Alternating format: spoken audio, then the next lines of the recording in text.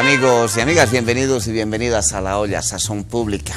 Espacio para conversar, espacio para compartir algunos temas. Como solemos decir semanalmente, aquí no compartimos verdades únicas, lo que compartimos es distintas voces, distintas miradas, distintas reflexiones, y eso es lo que vamos a hacer hoy para conversar un poco, compartir contigo y que tú saques tus propias conclusiones. Este esfuerzo compartido entre RTP, la Comunidad de la Vida, Huaynatambo, Red de la Diversidad, La Olla Sazón Pública. Y hoy vamos a conversar de eso que luego está en nuestros platitos de comida todos los días. Vamos a hablar de maíz, vamos a hablar de la producción agrícola ancestral, pero vamos a ver también y conversar de qué está sucediendo con el maíz actualmente y algo que ha empezado a aparecer en el debate con el maíz transgénico. ¿Qué es eso? Vamos a conversar un poco justamente hoy en La Olla Sazón Pública sobre estos temas. Para eso, como siempre, tenemos invitados e invitadas.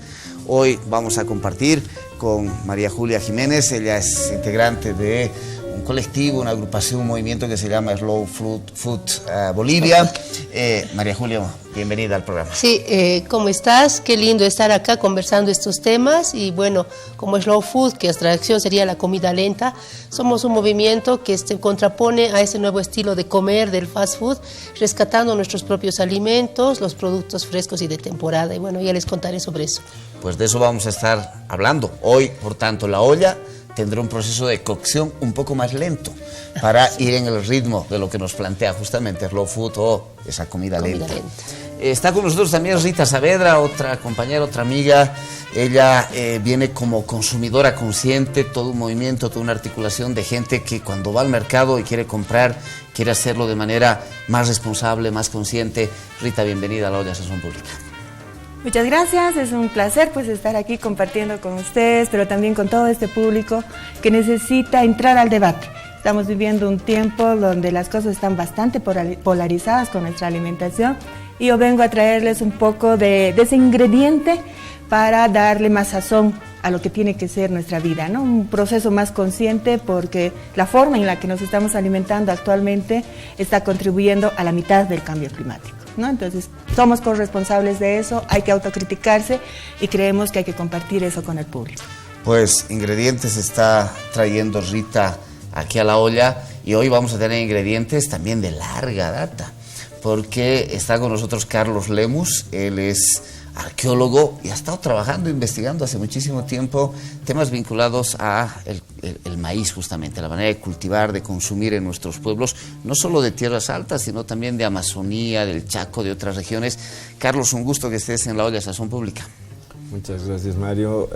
Un gusto estar con todos ustedes y compartir algunas de las experiencias que nos ha tocado vivir en el campo de la investigación del tema del maíz o sobre el maíz. Yo vengo a nombre de la Sociedad de Arqueología de La Paz, una institución que está trabajando en diversas áreas que no solamente tienen que ver con el tema arqueológico propiamente dicho, porque lo arqueológico viene muy relacionado con lo que estamos viviendo ahora. El vernos en el pasado es muy importante, y el aprender de este pasado prehispánico, de un pasado cultural realmente magnífico, nos abre o nos puede abrir nuevas perspectivas para convivir, para respetar lo que tenemos, nuestro medio ambiente, y para proyectarnos de manera mucho más amable hacia el futuro. Uno no mira, tú decías, el pasado, lo que fue nuestra historia, para solazarse simplemente en el conocimiento, qué lindo, no sé qué, he descubierto tal cosita, sino cobra sentido si tiene sentido en nuestra vida de hoy. Cuéntanos un poco, Carlos, lo que has encontrado en esa nuestra experiencia, nuestra vivencia, nuestra vitalidad antes de la invasión europea. ¿Qué tanto sigue con el maíz en estas tierras? Bueno, el maíz es patrimonio de toda América Latina, básicamente de toda América, en realidad.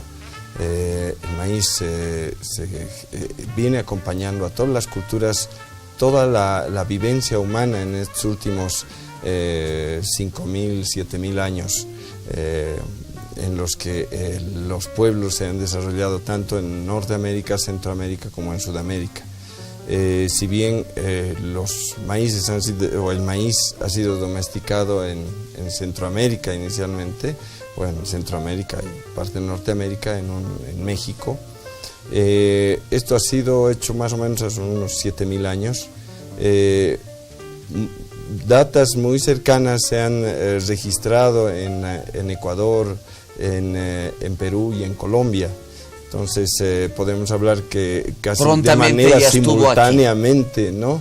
Y ha sido adaptado rápidamente con el movimiento de la gente, porque siempre ha acompañado a la gente en todas sus travesías. Se ha adaptado a Bolivia por dos vías, la vía amazónica y la vía andina, y lo tenemos aquí desde probablemente 2000 años antes de Cristo, que es cuando los primeros agricultores se habrían estado asentando y desarrollando en estos lugares. Estamos hablando que hace 4000 años aproximadamente tenemos maíz en estas tierras. Sí, más o menos. Y en el conjunto del continente inclusive hablamos de más tiempo, de esa presencia del maíz, con una cantidad de variedades impresionantes. Cuéntanos un poco de esas variedades.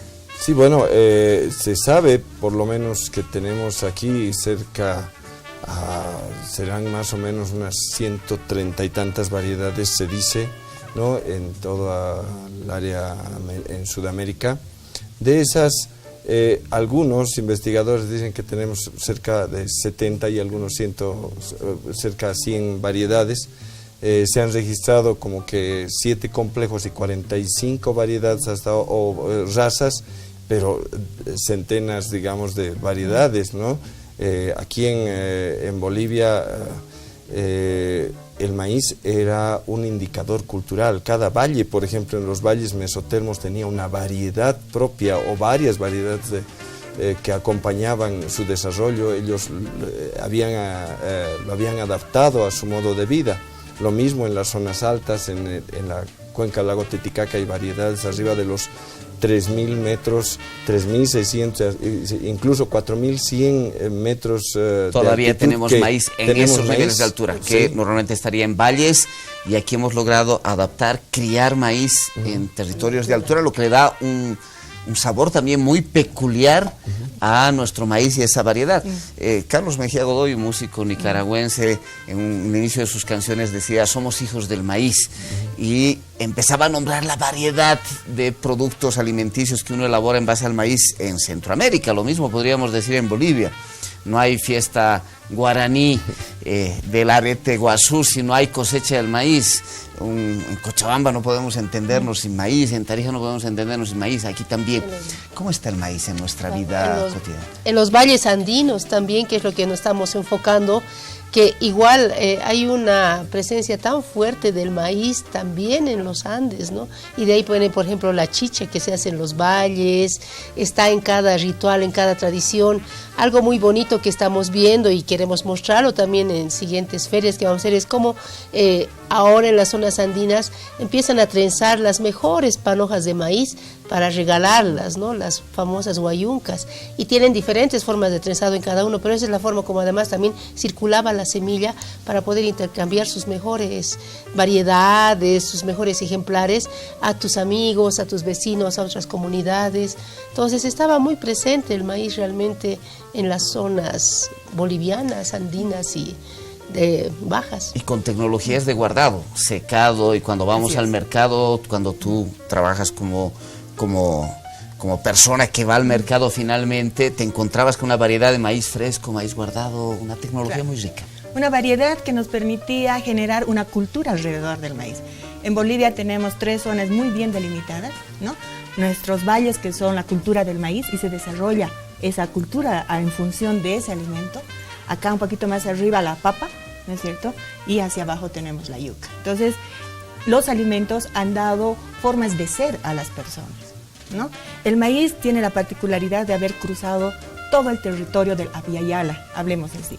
Yo quiero rescatar 2 cosas que han dicho las personas que nos han antecedido, y la primera tiene que ver con que hacia atrás, si no miramos hacia atrás, no vamos a poder hablar del futuro, ¿no ve? Esa es una premisa que nosotros tenemos. Y hacia atrás estamos hablando de 7000 años de tecnología y de ciencia ancestral, ¿no? Que no se equipara a 20 años actuales, donde la ciencia, la biotecnología ha generado otra cosa, ¿no? De eso vamos a ir profundizando poquito a poco, pues, para ver. Estamos recogiendo esta experiencia con el maíz tan viva en nuestras vidas, en nuestra familia, con una variedad impresionante. ¿Cómo se logra criar más de un centenar de variedades de maíz? Eso significa una manera de relacionarte con la agricultura en nuestros pueblos, ¿no, Carlos? Sí, bueno, el maíz se ha traído o ha desarrollado un enlace muy grande con la gente. La gente y el maíz básicamente han sido uno, ¿no? Inicialmente estaban relacionados con el movimiento, con el contacto. La gente se vinculaba a través del maíz. Se vinculaba en zonas altas, se vinculaba en zonas bajas y así en frontera también. La chicha era un vehículo para comunicarse con los dioses, para comunicarse con los ancestros y para comunicarse con otras personas, con otros pueblos. Entonces, las sociedades se vinculaban a través del maíz, se generaban parentesco, etcétera, pero también a la par se trataba de fortalecer, digamos, la seguridad alimentaria de cada pueblo a través del maíz y a través de una casi como moneda de intercambio. Antes que se hable de la coca, antes que se hable de nada, el maíz figuraba, por ejemplo, en toda la iconografía prehispánica, ¿no? El queru, Tihuanacota, está elaborado para los rituales, para la chicha. Las vasijas que se han producido en la época inca eran vasijas especiales, también para ofrendar, para comunicarse unos a otros. Entonces, la chicha era un vínculo con los dioses y así se han hecho, digamos, todo un ritual, todo un culto a la chicha como medio o al maíz como medio.